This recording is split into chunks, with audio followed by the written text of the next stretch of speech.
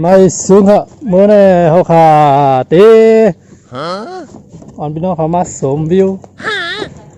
จ้าอร่อยด้วยหรอครับเนี่ยไพ่บ่แหงนะอ่อนพี่น้องเขามาตัววิวหนึ่งเนาะอยู่ละคำนั้นมาตัววิวครับเนาะเนี่ยเป็นน้ำหนองนะครับเอาเลยครับว่า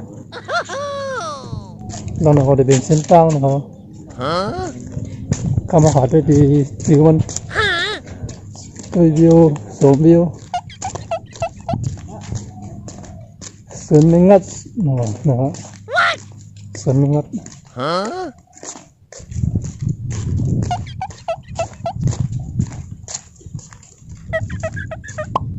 อันนี้สูงมาเนาะกลางได้ทุกนะครับกลางได้โอ้บ่เป็นกลางได้นั่นน่ะนี่ว่าไม่นะที่ไหนเนี่ยขอให้นะมาดูเขายันด้วยกันเลยได้นั่นเขาดูว่าเขาก็กยันนี่ค่ะเนาะพี่น้องฮะมาไทยได้หรอนี่เอาน้ำแข็งตีแข็งวามถึงตรงนั้นแหละเนาะ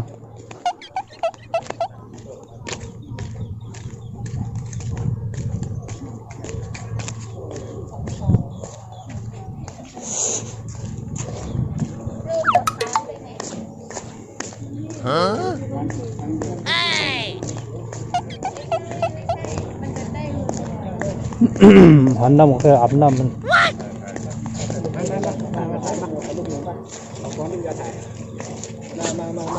มาเดี๋ยวไว้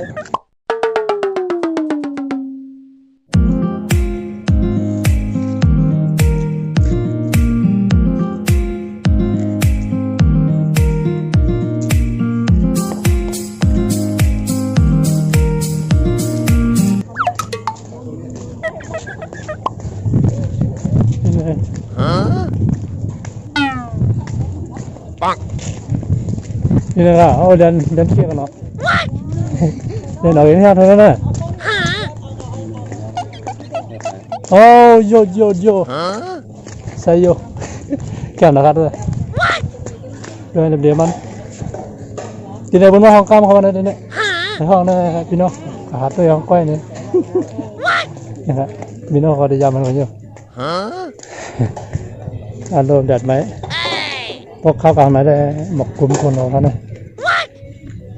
หมกกันดีเงี้ยอยู่เขาเนี่ยฮะ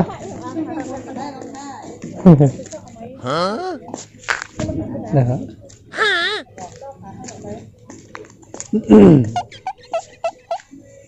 อันน้ำโอเคอันน้ำเนี่ย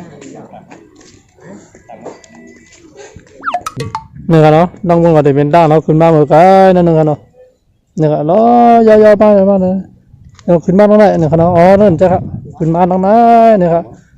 ขึ้นมาตรงไหนอยากมาหันใส่น้ำลงนี่กันเนาะนะครับเงาด้วยพวกออกการนะ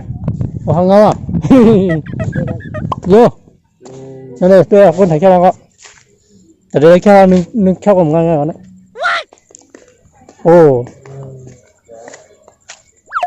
นะครับเดี๋ยวยาวๆนะมันนั่นเดี๋ยวขึ้นดีกว่านะเรานะเขาก็ขาถ่ายแค่พังเองเขาก็อะไรอ่ะเขาที่ถ่ายไหนจำกันอย่าเข้ามาเราด้วยคนเงาตัวไหนฮะนี่ครับเนาะตรงนี้ก็ยาวกับบ้องน้ำหุ่นนั่นเขาเราวันปีกไว้เดี๋ยวนี้กันเนาะวันปีกไว้เยอะเป็นปันกะเป็นบรรลุกะเป็นให้รถคืนไว้ทั้งนอกคนเลยครับเนาะนั่นนะครับจะให้ทอดไหมครับเนาะบ๊ายบาย